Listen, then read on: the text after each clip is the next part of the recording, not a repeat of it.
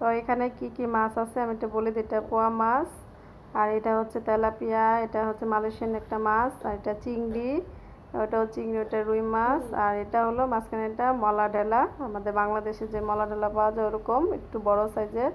তো এখানে আবার কিছু নারিকেলের দুধ আছে, আর নারিকেল নিয়ে আসছিল রায়নের আব্বু ওই বাজার থেকে। তো ভালোই টাটকা পাওয়া যায়, ওরা সাথে সাথে এটা দুধটা করে দেয় নারকেল থেকে। তো কেউ কুড়ানো নারকেল আর দুধ নিয়ে আসছে, তো এটা আমরা এখন একটু খাবো, একদম ফ্রেশ, খুব ভালো। তো এই নারকেল আর নারকেলের দুধ দিয়ে আজকে আমি একটা নতুন আইটেম তৈরি করব, সেটাই আপনাদের সাথে শেয়ার। আমি কিভাবে চিংড়ি মাছের মালাইকারি করি। তো সব কিছু সাজিয়ে নিয়েছি, সাজিয়ে নিলে কি আপনাদের দেখতে সুবিধা হয় যে আমি কি কি নিয়েছি।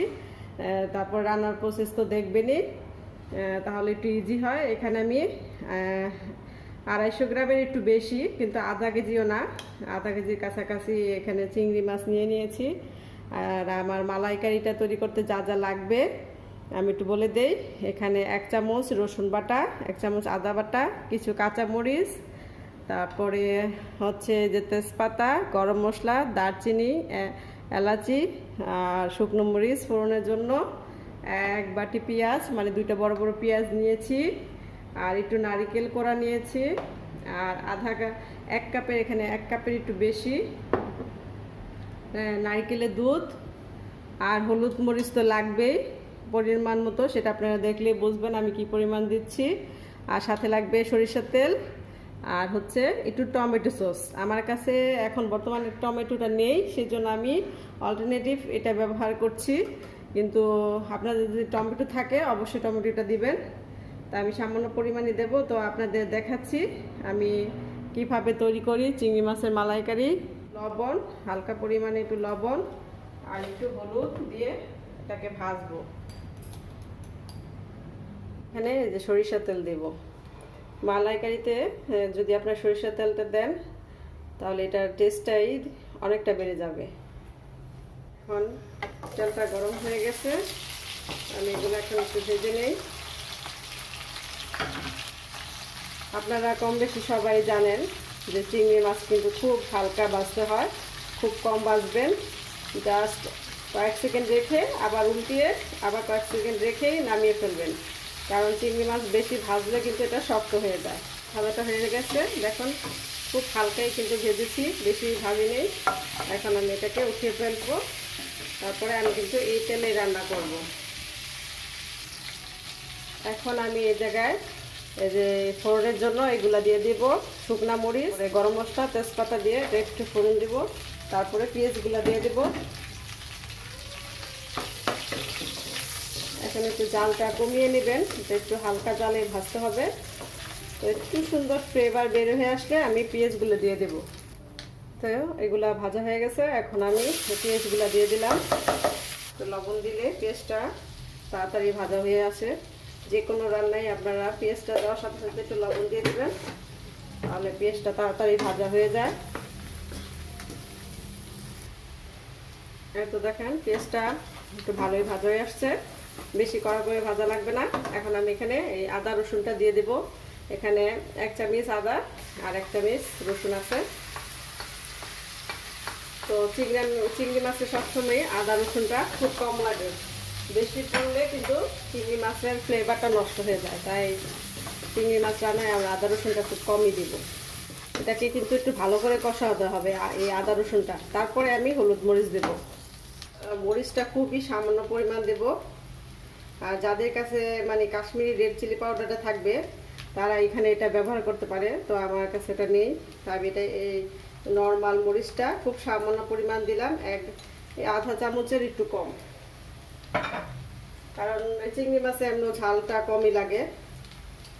আর কাশ্মীরি রেড চিলি পাউডারটা থাকলে তার কথাই নেই, ওটা 1 চামচ দিলে হবে।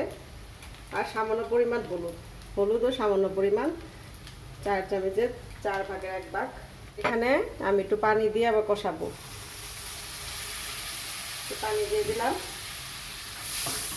এই পানি দিয়ে আমি এই মশলাকে খুব ভালোভাবে কষিয়ে নেব। জিরা, এই যে এখানে একটু জিরা আধা চামচের একটু কম জিরা ফাঁকি দিয়ে দিলাম। এই জিরা ফাঁকিটা দিয়ে এখন আমি এটাকে ভালোভাবে একটু কষিয়ে নিই। তেলটা উপরে ভেসে আসলে তারপরে আমি মাছটা দিয়ে দেব। তো মশলাটা আমার কষানো হয়ে গেছে, দেখেন আমি কিন্তু পানি দিয়ে আবার কষিয়েছি। এটা একটু ভালো করে কষাতে হবে। এখন আমি চিংড়ি মাছগুলো দিয়ে দেব। চিংড়ি মাছগুলো দিয়ে একটু কষাবো মশলাটার সাথে, তারপরে আমি নারকেলের দুধটা দেব। এই তো চিংড়ি মাছটা কষানো হয়ে গেছে। এখন আমি এই যে নারকেলের দুধটা দিয়ে দেব। এখানে 1 কাপের একটু বেশি নারকেলের দুধ আছে।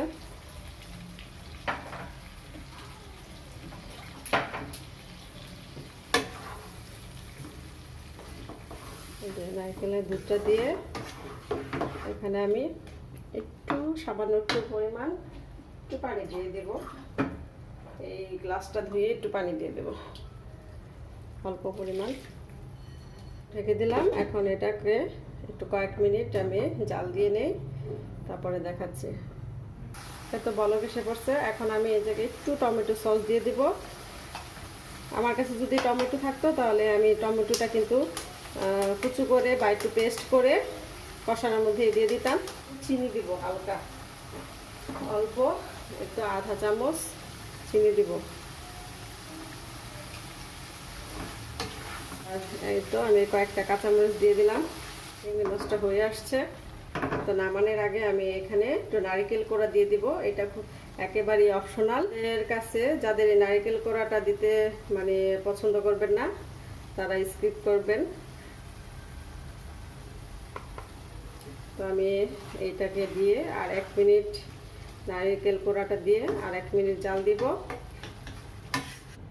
তো আমি সার্ভ করে ফেলছি এবং সুন্দর করে পরিবেশন করে নিয়েছি। একটু দেখার সৌন্দর্যের জন্য একটু ডেকোরেশন করেছি। আপনারা ইচ্ছে করলে এইভাবে উপরে নারকেল ছিটিয়ে খেতে পারেন। যারা নারকেলটা খুব পছন্দ করেন তারা এইভাবে দিয়ে নেবেন, আর যারা পছন্দ না করেন তারা স্কিপ করবেন।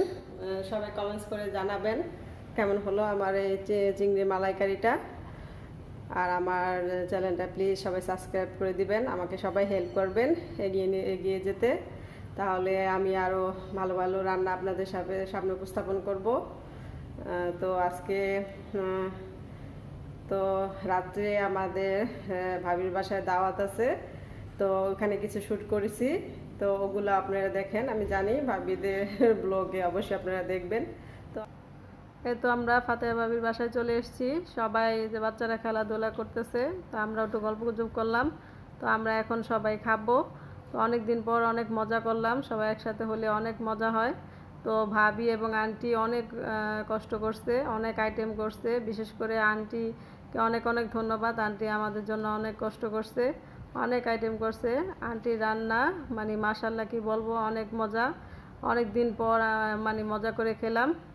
দেখেন কত আইটেম করছে। তো